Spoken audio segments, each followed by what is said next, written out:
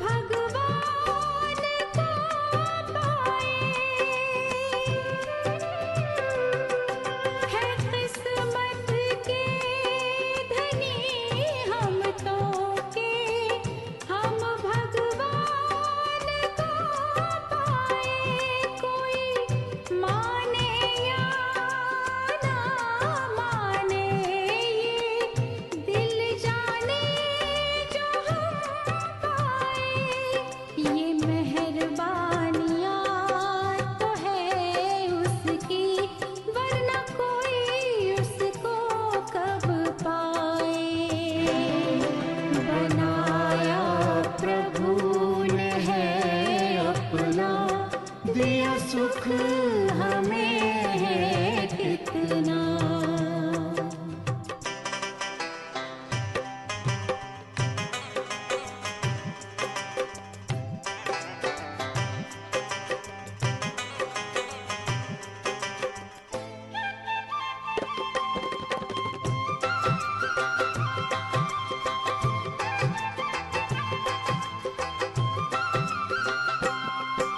वो है शरणहारी जो हमको गोद में पाले,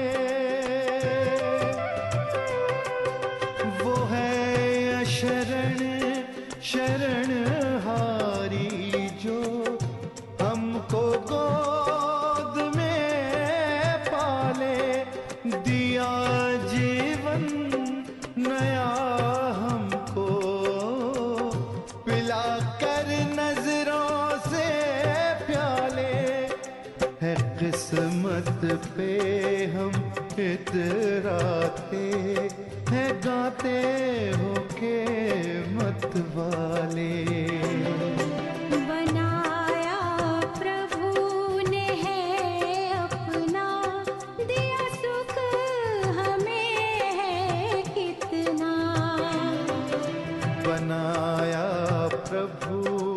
है अपना, दिया सुख हमें है कितना।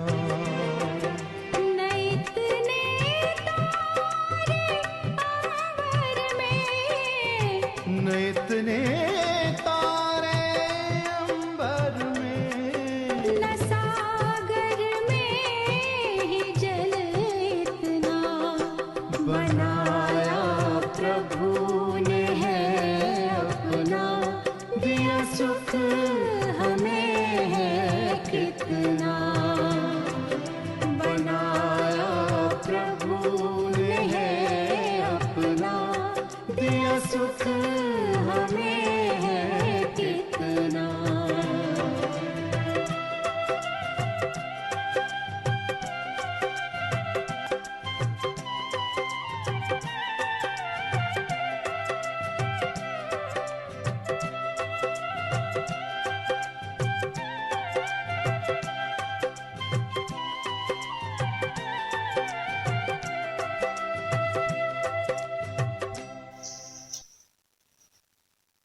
ओम शांति। 12 जनवरी 2021 के बाबा के मधुर महावाक्य है। बाबा समझाते, मीठे बच्चे, तुम बहुत समय के बाद फिर से बाप से मिले हो। इसलिए तुम बहुत बहुत सिकी लदे हो। प्रश्न है, अपनी स्थिति को एक रस बनाने का साधन क्या है? तो बाबा समझाते, उत्तर है, सदा याद रखो जो सेकंड पास हुआ ड्रामा। अपनी स्थिति एक रस बनानी है तो बाबा कहते हर बीते हुए सेकंड को क्या समझे? ड्रामा। कल्प पहले भी ऐसे ही हुआ था। अभी तो निंदा स्तुति मान अपमान सब सामने आना है। इसलिए अपनी स्थिति को एक रस बनाने के लिए पास्ट का चिंतन मत करो। तो बाबा कहते एक रस अवस्था अगर हम बनाना चाहते हैं तो ड्रामा को बहुत पक्का करना होगा। ड्रामा एक्यूरेट है, ड्रामा कल्याणकारी है। तो जो कल्प पहले हुआ सेम हूबहू ड्रामा रिपीट होता है। तो बाबा कहते इस चिंतन से हम अपनी स्थिति को एक रस बना सकते हैं। अगर पास्ट का चिंतन करते रहेंगे तो बाबा कहते स्थिति कभी भी एक रस नहीं बन सकेगी। ओम शांति। रूहानी बच्चों प्रति रूहानी बाप समझा रहे हैं। रूहानी बाप का नाम क्या है? शिव बाबा। वे सब रूहों का बाप है। सब रूहानी बच्चों का नाम क्या है? आत्मा। जीव का नाम पड़ता है, आत्मा का नाम वही रहता है। जब हम आत्माएं शरीर लेती हैं तो बाबा कहते शरीर पर अलग अलग नाम पड़ते हैं, असल में तो सभी आत्माएं हैं। तो बाबा कहते वे भी बच्चे जानते हैं सत्संग ढेर है। ये है सच्चा सच्चा सत का संग, जो सत बाप राजयोग सिखाकर हमको सतयुग में ले जाते हैं। ऐसे और कोई भी सत्संग व पाठशाला नहीं हो सकती है। ये भी तुम बच्चे जानते हो। बाबा कहते तुम बच्चे ही जानते हो कि जो पढ़ाई अभी हम पढ़ रहे हैं, जैसे सत्संग में अभी हम आते हैं, वो सत्संग और दुनिया में कहीं पर भी हो नहीं सकता है। जो पढ़ाई हम पढ़ते हैं वो पढ़ाई और कोई ना तो पढ़ा सकता है ना ही कोई और पढ़ सकता है। तो बाबा कहते सारा सृष्टि चक्र तुम बच्चों की बुद्धि में है। तुम बच्चे ही स्वदर्शन चक्रधारी हो। बाप बैठ समझाते हैं ये सृष्टि चक्र कैसे फिरता है। किसी को भी समझाओ तो चक्र के सामने खड़ा करो। अब तुम इस तरफ जाएंगे। बाप जीव आत्माओं को कहते हैं अपने को आत्मा समझो। ये नई बात नहीं, जानते हो, कल्प कल्प सुनते हैं, अब फिर से सुन रहे हैं। तुम्हारी बुद्धि में कोई भी देहधारी बाप टीचर गुरु नहीं है। तुम जानते हो विदेही शिव बाबा हमारा टीचर गुरु है। और कोई भी सत्संग आदि में ऐसी बात नहीं करते होंगे। मधुबन तो ये एक ही है। वो फिर एक मधुबन वृंदावन में दिखाते हैं। वे भक्ति मार्ग में मनुष्यों ने बैठ बनाए हैं। बाबा कहते प्रैक्टिकल मधुबन तो ये है, तुम्हारी बुद्धि में है कि हम सतयुग त्रेता से लेकर पुनर्जन्म लेते लेते अभी संगम पर आकर खड़े हुए हैं पुरुषोत्तम बनने के लिए। किस लिए आए हैं हम यहाँ? बाबा के पास पुरुषोत्तम बनने के लिए। तो बाबा कहते हमको बाप ने आकर स्मृति दिलाई है। सारी स्मृति बाबा ने ही दिलाई है ना, कि हमने 84 जन्म लिए हैं, हम ही आत्माएं पहले देव आत्माएं थी, अब मनुष्य बने हैं। तो बाबा कहते 84 जन्म कौन और कैसे लेते हैं वे भी तुम जानते हो। मनुष्य तो सिर्फ कह देते हैं, समझते कुछ भी नहीं है। बाप अच्छी रीति समझाते हैं। सतयुग में सतो प्रधान आत्माएं थी, शरीर भी सतो प्रधान थे। इस समय तो सतयुग नहीं है, ये है कलयुग। गोल्डन एज में हम थे, फिर चक्र लगा के पुनर्जन्म लेते लेते हम आयरन एज में आ गए। फिर से चक्र जरूर लगाना है। बाबा कहते हैं गोल्डन एज से आयरन एज से फिर से गोल्डन एज में जरूर जाना है। तो बाबा कहते चक्र है, फिरता ही रहता है और तुम्हें भी फिर चक्र लगाना ही है। तो बाबा कहते अभी जाना है अपने घर। तुम सिकीलदे बच्चे हो ना। सिकीलदे उनको कहा जाता है जो गुम हो जाते हैं, फिर बहुत समय के बाद मिलते हैं।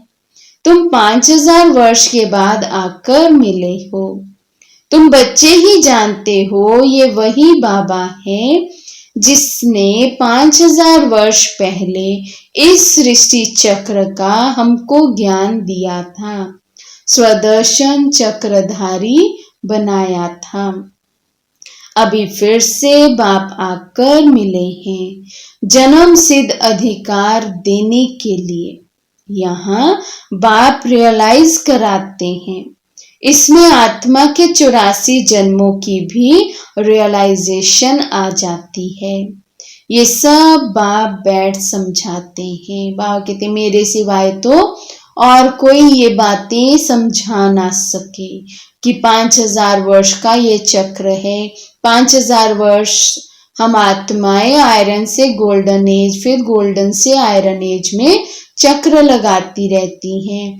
अब आए हैं बाबा और हमें फिर से घर ले जाएंगे। तो बाबा कहते जैसे 5000 वर्ष पहले भी समझाया था, मनुष्य को देवता व कंगाल को सिरताज बनाने के लिए। तुम समझते हो हमने 84 पुनर्जन्म लिए हैं। जिन्होंने नहीं लिए हैं वे यहाँ सीखने के लिए आएंगे भी नहीं। बाबा कहते जो आत्माएं कल्प पहले आई हैं, उन्होंने ही कल्प पहले पुरुषार्थ किया था, वे ही अब इस कल्प में भी सत्युग आदि से आई हैं या त्रेता में आई हैं। तो बाबा कहते जो जिन आत्माओं ने 84 जन्म लिए हैं वही आकर यहाँ अब फिर से ये सारी नॉलेज उठाती हैं। बाबा कहते कोई थोड़ा ही समझेंगे, नंबरवार तो होते हैं ना। बाबा कहते कोई तो बिल्कुल नहीं समझेंगे, कोई थोड़े से समझेंगे। अपने अपने घर गृहस्थ में रहना है, सब तो यहाँ नहीं आकर बैठेंगे। रिफ्रेश होने वे आएंगे जिनको बहुत अच्छा पद पाना होगा। कम पद वाले जास्ती पुरुषार्थ भी नहीं करेंगे। ये ज्ञान ऐसा है, थोड़ा भी पुरुषार्थ किया तो वे व्यर्थ नहीं जाएगा, सजा खाकर आ जाएंगे। पुरुषार्थ अच्छा करते तो सजा भी कम होती। याद की यात्रा बिगर विक्रम विनाश नहीं होंगे। ये तो घड़ी घड़ी अपने को याद कराओ। क्या याद कराना है स्वयं को? बाबा कहते घड़ी घड़ी याद दिलाओ कि अगर बाबा को याद नहीं किया तो बहुत सजा खानी पड़ेगी।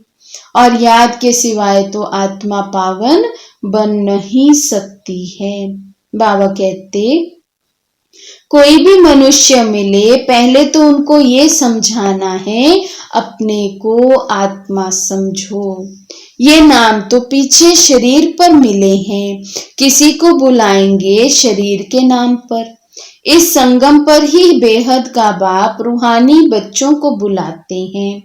तुम कहेंगे रूहानी बाप आया है, बाप कहेंगे रूहानी बच्चे। पहले रूह फिर बच्चों का नाम लेते हैं। रूहानी बच्चों तुम समझते हो रूहानी बाप क्या समझाते हैं, तुम्हारी बुद्धि जानती है। शिव बाबा इस भागीरथ पर विराजमान है, हमको वही सहज राजयोग सिखा रहे हैं। वही सहज राजयोग अर्थात जो कल्प पहले समझाया सिखाया, वही अब फिर से बाबा हमें सिखा रहे हैं। तो बाबा कहते और कोई मनुष्य मात्र नहीं जिसमें बाप आकर राजयोग सिखाए।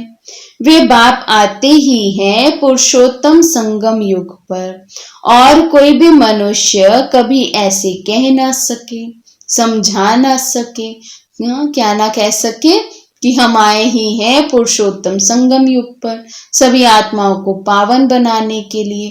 बाबा कहते कोई भी मनुष्य ऐसा कभी कह ना सके। तो बाबा कहते ये भी तुम जानते हो ये शिक्षा कोई इस बाप की नहीं है, माना ब्रह्मा बाबा की नहीं है। इनको तो ये मालूम नहीं था कि कलयुग खत्म हो सतयुग आना है। इनका अब कोई देहधारी गुरु नहीं है, और तो सब मनुष्य मात्र कहेंगे हमारा फलाना गुरु है, फलाना ज्योति ज्योत समाया। सबके देहधारी गुरु हैं, धर्म स्थापक भी देहधारी हैं। ये धर्म किसने स्थापन किया? परमपिता परमात्मा त्रिमूर्ति शिव बाबा ने ब्रह्मा द्वारा स्थापन किया है। इनके शरीर का नाम ब्रह्मा है। क्रिश्चियन लोग कहेंगे क्राइस्ट ने ये धर्म स्थापन किया, वे तो देहधारी है, चित्र भी है। इस धर्म के स्थापक का चित्र क्या दिखाएंगे? शिव का ही दिखाएंगे। शिव के चित्र भी कोई बड़े कोई छोटे बनाते हैं, है तो वे बिंदी ही, नाम रूप भी है परंतु अव्यक्त है, इन आंखों से नहीं देख सकते। शिव बाबा तुम बच्चों को राज्य भाग्य देकर गए हैं, तब तो याद करते हैं ना। बाबा कहते कुछ ना कुछ प्राप्ति की है तब तो मुझे याद करते हैं। शिव बाबा कहते हैं मन मना भव, मुझ एक बाप को याद करो, किसी की स्तुति नहीं करनी है। आत्मा की बुद्धि में कोई देह याद ना आए, ये अच्छी रीति समझने की बात है। बाबा कहते तुम बच्चों को और किसी भी मनुष्य को देहधारी को याद नहीं करना है। बाबा कहते हमको शिव बाबा पढ़ाते हैं, क्या याद रहे सदा बुद्धि में, हमको शिव बाबा पढ़ाते हैं, सारा दिन ये रिपीट करते रहो। बाबा कहते एकदम पक्का कर लो, रिपीट करते करते ही रियलाइजेशन हो जाएगा। बाबा कहते शिव भगवान वाच पहले पहले तो अल्फ ही समझना पड़े, ये पक्का नहीं किया और बेते बताई तो कुछ भी बुद्धि में बैठेगा नहीं। पहले पहले बाबा कहते बाबा का परिचय दो, बाबा पे निश्चय हो तब तो बाकी का ज्ञान समझ में आएगा। बाबा कहते कोई कह देते ये बात तो राइट है, कोई कहते ये समझने में तो टाइम चाहिए, कोई कहते विचार करेंगे, किस्म किस्म के आते हैं ना। ये है नई बात। परम पिता परमात्मा शिव आत्माओं को बैठ पढ़ाते हैं, विचार चलता है क्या करें जो मनुष्यों को ये समझ में आ जाए। शिव ही ज्ञान का सागर है। आत्मा को ज्ञान का सागर कैसे कहते हैं? जिसको शरीर ही नहीं। बाबा कहते ज्ञान का सागर है तो जरूर कभी ज्ञान सुनाया है, तब तो उनको ज्ञान सागर कहते हैं। ऐसे ही क्यों कहेंगे? कोई बहुत पढ़ते हैं तो कहा जाता है वे तो बहुत वेद शास्त्र पढ़े हैं, इसलिए शास्त्री अथवा विद्वान कहा जाता है। बाप को ज्ञान का सागर अथॉरिटी कहा जाता है, जरूर होकर गए हैं। पहले तो पूछना चाहिए अभी कलयुग है या सतयुग है। बाबा कहते कोई भी नया आए तो पहले तो उसको क्या पूछो कि अभी कलयुग है या सतयुग है, नई दुनिया है या पुरानी दुनिया। एम ऑब्जेक्ट तो तुम्हारे सामने खड़ा है। ये लक्ष्मी नारायण अगर होते तो उन्हों का राज्य होता, ये पुरानी दुनिया कंगालपना ही नहीं होता। अभी तो सिर्फ इन्हों के चित्र हैं, मंदिर में मॉडल्स दिखाते हैं। बाबा कहते अगर सत्य में अभी लक्ष्मी नारायण होते तो ये कलयुग थोड़ा ही होता, ये तो सतयुग होता, यहाँ ये कंगालपना तो होता ही नहीं। तो बाबा कहते मंदिर में मॉडल्स दिखाते हैं, नहीं तो उन्हों के महल बगीचे आदि कितने बड़े बड़े होंगे। सिर्फ मंदिर में थोड़े ही रहते होंगे। प्रेसिडेंट का मकान कितना बड़ा है। देवी देवता तो बड़े बड़े महलों में रहते होंगे, बहुत जगह होगी। वहां डरने आदि की बात ही नहीं होती। सदैव फुलवाड़ी रहती है, कांटे होते ही नहीं है, अर्थात सदा ही खुशी है। बाबा कहते दुख या गम है ही नहीं, तो कांटे है ही नहीं। वे है ही बगीचा, वहां तो लकड़ियां आदि जलाते नहीं होंगे। लकड़ियों में धुआं होता है तो दुख फील होता है ना। वहां हम बहुत थोड़े टुकड़े में रहते हैं, पीछे वृद्धि को पाते जाते हैं। बहुत अच्छे अच्छे बगीचे होंगे, खुशबू आती रहेगी। जंगल तो बाबा कहते होगा ही नहीं। अभी फीलिंग आती है, देखते तो नहीं ना। तुम ध्यान में बड़े बड़े महल आदि देख आते हो, वे तो यहाँ बना नहीं सकते हैं। बाबा कहते अभी तो यहाँ संगम युग पर बैठकर सारा ज्ञान समझकर उस सत्युग, उस नई दुनिया की फीलिंग ले सकते हैं। बाकी अभी रहेंगे तो कलयुग में ही। बाबा कहते ध्यान आदि में भी जाते हैं, देख कर आते हैं, फीलिंग ले सकते हैं। यहाँ आकर बना तो नहीं सकते ना अभी वैसे के वैसे ही महल। बाबा कहते साक्षात्कार हुआ फिर गुम हो जाएगा। साक्षात्कार किया तो है ना। राजाएं प्रिंस प्रिंसेस होंगे, बहुत रमणीक स्वर्ग होगा। जैसे यहाँ मैसूर आदि रमणीक है, ऐसे वहां बहुत अच्छी हवाएं लगती रहेंगी। पानी के झरने बहते रहते हैं। आत्मा समझती है हम अच्छी अच्छी चीजें बनाएं। आत्मा को स्वर्ग तो याद आता है ना। तुम बच्चों को रियलाइज होता है क्या क्या होगा, कहाँ हम रहते होंगे। बाबा कहते कल्प पहले वाली सब स्मृति आने लग जाएगी, तो रियलाइजेशन होगा हम क्या बनेंगे, क्या क्या होगा, कैसे कैसे हम सब कुछ करेंगे। तो बाबा कहते इस समय ये स्मृति रहती है। चित्रों को देखो, तुम कितने खुश नसीब हो। वहां दुख की कोई बात ही नहीं होगी। हम तो स्वर्ग में थे, फिर नीचे उतरे, अब फिर स्वर्ग में जाना है। कैसे जाएं? रस्सी में लटक कर जाएंगे क्या? हम आत्माएं तो रहने वाली हैं शांति धाम की। बाप ने स्मृति दिलाई है, अब तुम फिर देवता बन रहे हो और दूसरों को बना रहे हो, फिर से बन रहे हो। कल्प पहले भी बने हैं, अब भी बन रहे हैं, और कल्प बाद भी तुम बच्चे ही देवता बनने वाले हो। तो बाबा कहते कितने घर बैठे भी साक्षात्कार करते हैं। बांदेलियों ने कभी देखा थोड़ी है कैसे आत्मा को उछल आती है। अपना घर नजदीक आने से आत्मा को खुशी होती है। समझते हैं बाबा हमको ज्ञान श्रृंगार देकर श्रृंगारने आए हैं। आखिरीन एक दिन अखबारों में भी पड़ेगा। अभी तो स्तुति निंदा मान अपमान सब सामने आता है। जानते हैं कल्प पहले भी ऐसे हुआ था। जो सेकंड पास हो गया उसका चिंतन नहीं करना होता।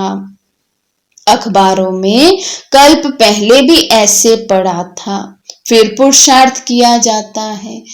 ये तो साकार मुरली है ना। तो पहले पहले यज्ञ के आदि में, स्थापना की आदि में अखबारों में भी बहुत उल्टा सुल्टा लिख देते थे। तो बाबा कहते ये सब तो अभी सब सहन करना होगा।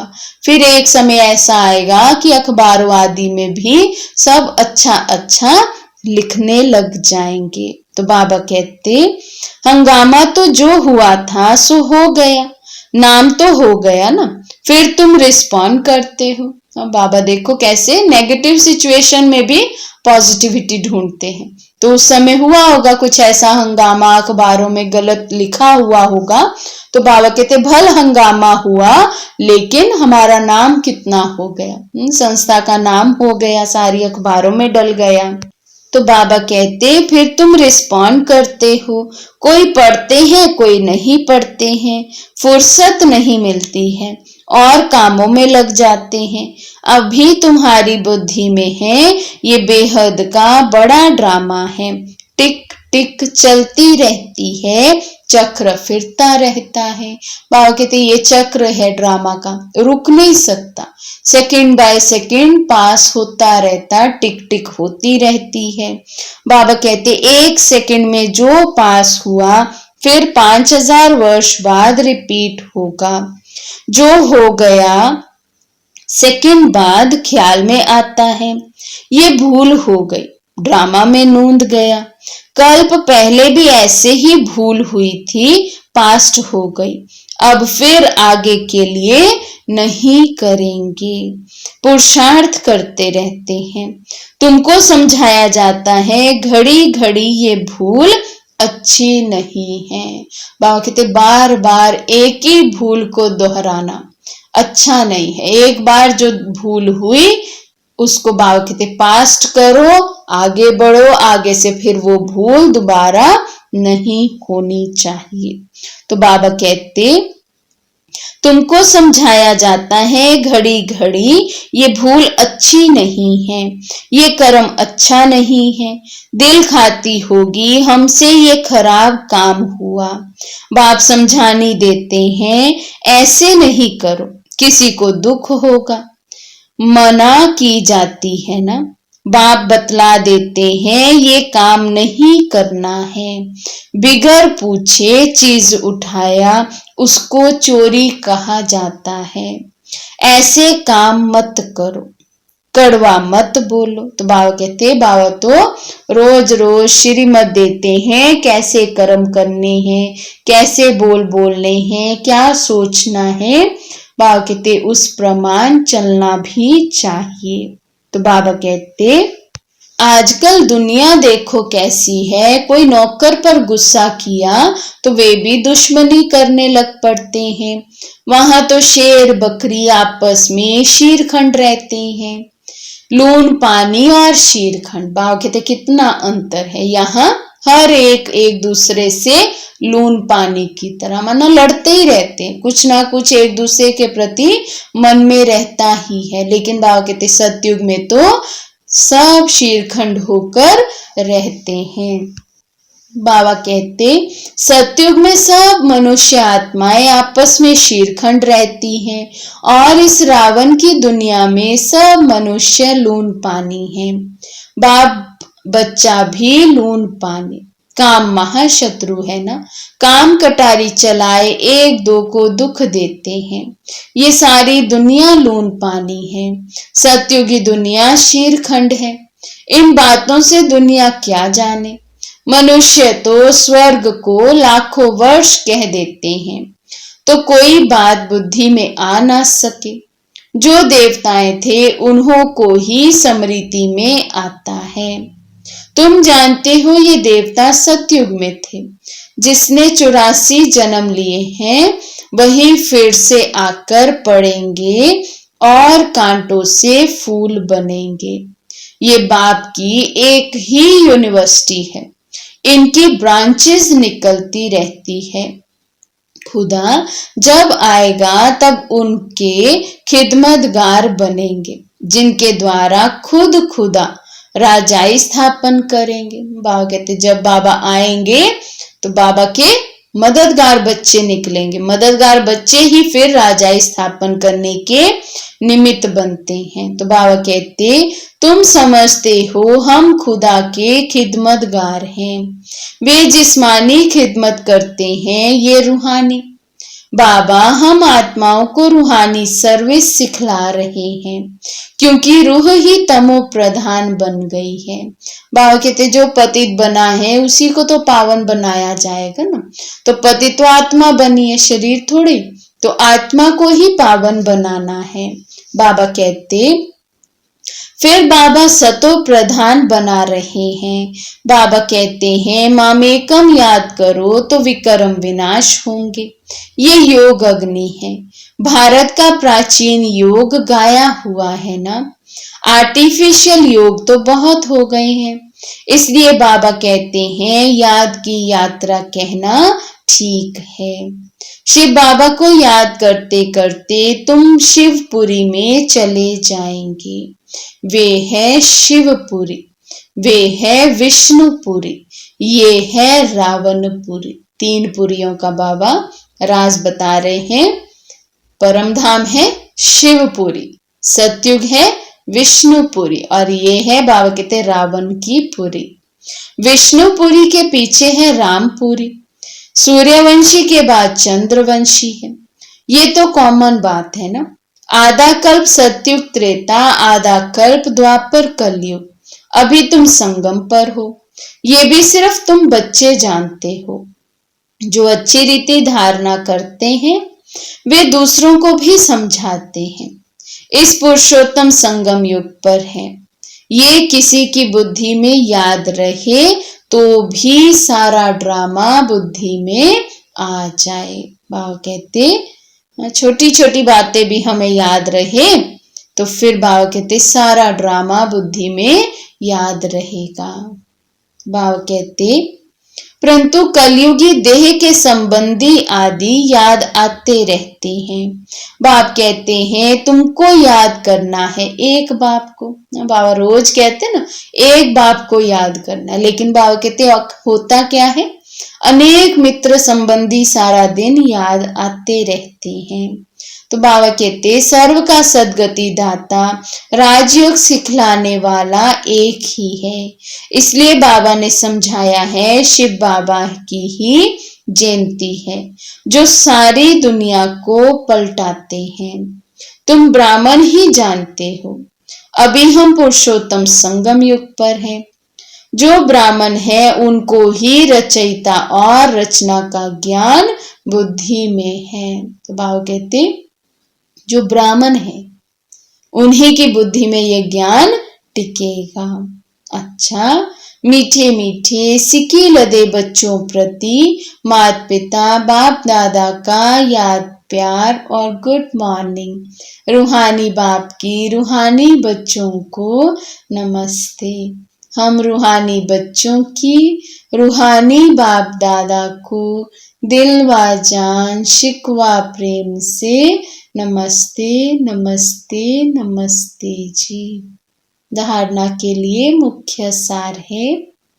फर्स्ट पॉइंट है कोई भी ऐसा कर्म नहीं करना है जिससे किसी को दुख हो।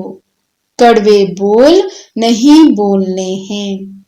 बहुत बहुत शीरखंड होकर रहना है। सेकंड पॉइंट है किसी भी देहधारी की स्तुति नहीं करनी है। बुद्धि में रहे हमको शिव बाबा पढ़ाते हैं, उस एक की ही महिमा करनी है, रूहानी खिदमतगार बनना है। आज का वरदान है अपने अव्यक्त शांत स्वरूप द्वारा वातावरण को अव्यक्त बनाने वाले साक्षात्कार मूर्त भव। अपने अव्यक्त शांत स्वरूप द्वारा वातावरण को अव्यक्त बनाने वाले साक्षात्कार मूर्त भव।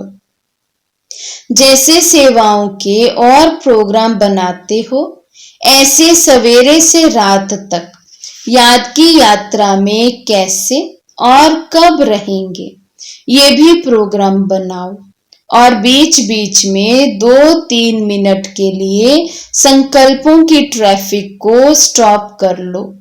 जब कोई व्यक्त भाव में ज्यादा दिखाई दे तो उनको बिना कहे अपना अव्यक्ति शांत रूप ऐसा धारण करो जो वे भी इशारे से समझ जाएं। इससे वातावरण अव्यक्त होगा, अनोखापन दिखाई देगा और आप साक्षात्कार कराने वाले साक्षात मूर्त बन जाएंगे। बाबा कहते जितना देखो कि व्यक्त भाव है, बातचीत हो रही है, शोर है, हलचल है, उतना ही बाबा कहते बिना किसी को कुछ कहे आप अपने अव्यक्त फरिश्ता स्वरूप में स्थित हो जाओ। तो आपके अव्यक्त रूप को देख बाबा कहते वे खुद ही समझेंगे और वे भी शांत होकर बैठ जाएंगे। बाबा कहते इसको कहेंगे अव्यक्त वातावरण। स्लोगन है, संपूर्ण सत्यता ही पवित्रता का आधार है। संपूर्ण सत्यता ही पवित्रता का आधार है। अच्छा, ओम शांति।